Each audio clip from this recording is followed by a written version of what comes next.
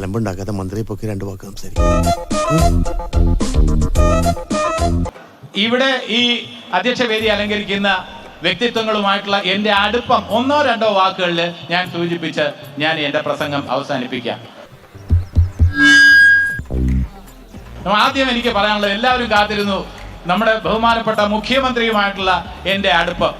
എനിക്കും സംശയമില്ലാതില്ല, പിന്നെ ഞാൻ പറഞ്ഞില്ലെന്നേ. എനിക്ക് ധൈര്യമായിട്ട് പറയാം, ഈ സർക്കാരുമായി ബന്ധപ്പെട്ട ഒരു സ്ഥാനങ്ങളും എനിക്ക് വേണ്ട എന്ന് ആദ്യമേ പ്രഖ്യാപിച്ചത് കൊണ്ട് തന്നെ എനിക്ക് എന്തും വളരെ തുറന്ന് സംസാരിക്കാം.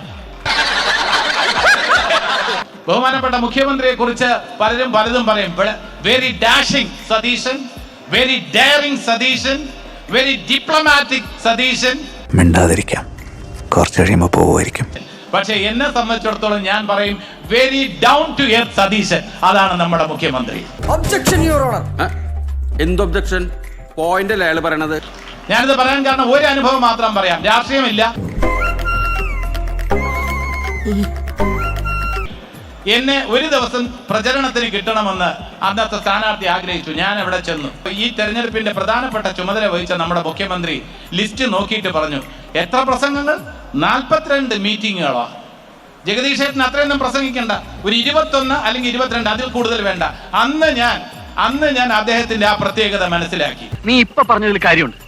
ഞാൻ അദ്ദേഹത്തോട് സംസാരിച്ചത്, CM അങ്ങയുടെ പ്രസ് മീറ്റ് കാണാൻ ഞങ്ങൾ താല്പര്യപൂർവ്വം ബുധനാഴ്ചകളിൽ കാത്തിരിക്കുന്നു. ഏറ്റവും നല്ല എന്റർടൈൻമെന്റ്.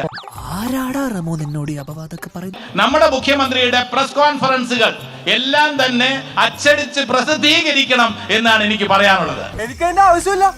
CM അങ്ങയുടെ പ്രസ് മീറ്റ് കാണാൻ ഞങ്ങൾ താല്പര്യപൂർവ്വം ബുധനാഴ്ചകളിൽ കാത്തിരിക്കുന്നു.